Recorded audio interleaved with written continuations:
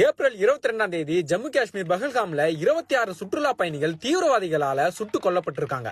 கொன்னுட்டு தீவிரவாதிகள் தப்பிச்சும் போயிருக்காங்க. இது திடீர் தாக்குதல், பாகிஸ்தான் முஸ்லிம்ஸ் தான் பண்ணாங்க அப்படின்னு ஒன்றிய பாஜக அரசு ஒவ்வொரு நடவடிக்கையும் எடுத்துட்டு இருக்காங்க.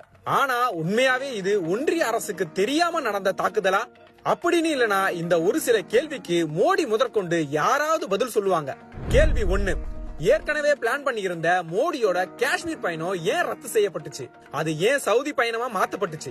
கேள்வி 2, அமெரிக்க துணை ஜனாதிபதி இந்தியா வந்திருந்த நேரம் அவர்கிட்ட பேச வேண்டிய வரி சம்பந்தப்பட்ட விஷயங்கள் 1000 இருக்கும்போது ஏன் அவசரமா சவுதி ஓடினாரு மோடி? கேள்வி 3, பஹல்காம் தாக்குதலுக்கு ஒரு மாசம் முன்னாடி அமித்ஷா தலைமையில நடந்த காஷ்மீர் பாதுகாப்பு தொடர்பான கூட்டத்துல அந்த மாநிலத்தோட முதல்வர் உமர் அப்துல்லா மட்டும் ஏன் தவிர்க்கப்பட்டாரு? காஷ்மீரோட சட்ட ஒழுங்கு ஒன்றிய அரசு கிட்ட இருந்தாலும் அங்க பேசுற விஷயத்தை அந்த மாநில முதல்வர் தெரிஞ்சுக்கிறது என்ன தப்பு?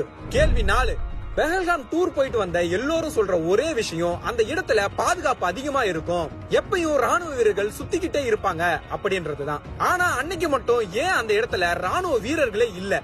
கேள்வி 5, தாக்குதல்ல அடிப்பட்டவங்களையும் அங்க இருந்த காஷ்மீரிகள் தான் சுமந்து வந்து கீழே இறக்கினாங்க. கடற்படை துணை மார்ஷல் ஒருத்தர் குண்டடிப்பட்டு 1.5 மணி நேரம் உயிரோட இருந்திருக்காரு. ஆனா அவருக்கு எந்த ராணுவ உதவியுமே வரல. தாக்குதல் நடந்தது தெரிஞ்சும் எந்த மருத்துவ உதவியுமே ஸ்பாட்டுக்கு வராதது ஏன்?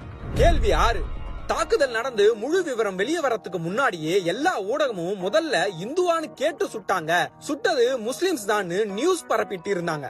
ஆனா அப்படிலாம் எதுவுமே நடக்கல, எங்கிருந்தோ சரமாரியா சுட்டாங்கன்னு உண்மை வெளியே வந்ததும் அதை மட்டும் ஏன் எல்லா மீடியாவும் மறைக்கிறாங்க? அப்போ காந்திய சுட்டு கொலை பண்ணும் போது சுட்டவன் முஸ்லீம்னு சொல்லி கலவரம் பண்ணலான்னு காந்திய சுட்ட சாவாக்கர் சீடன் கோட்ஸே கையில இஸ்மாயில்னு பச்சை குத்தி விட்டாங்களே, அதோட தொடர்ச்சியா இது?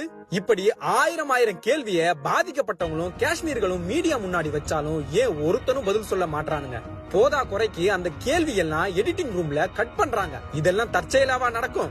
எல்லாத்துக்கும் மேல இந்த தாக்குதலுக்கு பொறுப்பேற்க வேண்டிய மோடி சவுதியில இருந்து வந்த உடனே தாக்குதல் பத்தின அனைத்து கட்சி கூட்டம் டெல்லியில கூட்டி இருக்கும் போது அந்த அனைத்து கட்சி கூட்டத்திலையும் கலந்துக்காம பாதிக்கப்பட்ட மக்களையும் நேர்ல போய் பார்க்காம பீகார்ல தேர்தல் பிரச்சாரத்துக்கு போயிருக்காரு. இப்படி ஒரு பிரதமரை வச்சுக்கிட்டு யாருக்கிட்டதான் மக்களுக்கான நீதியை நாம எதிர்பார்க்க முடியும்?